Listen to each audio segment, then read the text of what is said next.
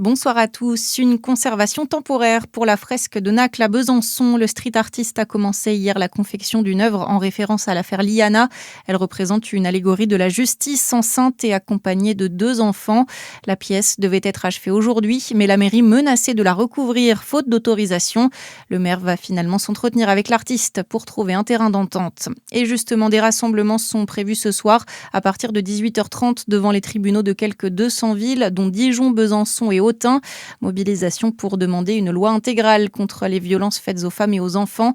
Lundi dernier, 200 personnes étaient présentes à Dijon. Un accident en Saône-et-Loire. Un jeune conducteur de 21 ans a fait une sortie de route la nuit dernière à Montcenis près du Creusot.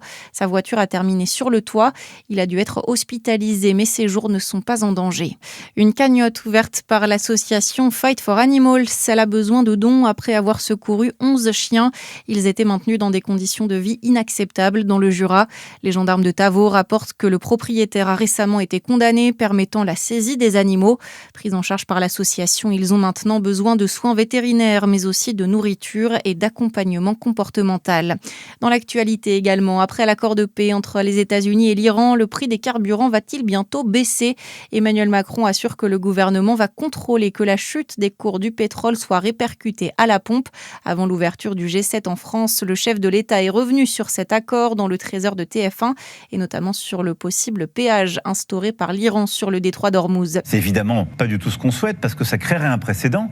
Il y a beaucoup d'autres détroits dans le monde. Si à chaque fois on fait payer, quelle est la conséquence ? Vous faites monter les prix pour la terre entière. Donc là, on va aussi en discuter. C'est pas conforme au droit international. Donc nous, on défend le droit international et on va tout faire en effet pour qu'il n'y ait pas de péage. Alors aujourd'hui, ils jouent sur les mots. Ils disent que ce sont pour des services. Donc on va regarder. Déjà, la priorité, c'est le rouvrir.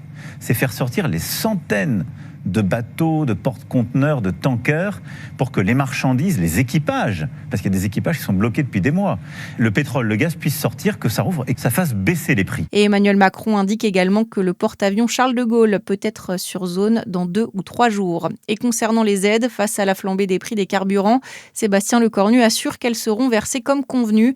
Le Premier ministre assure que le gouvernement sera aussi vigilant sur la baisse des prix dans les stations-service.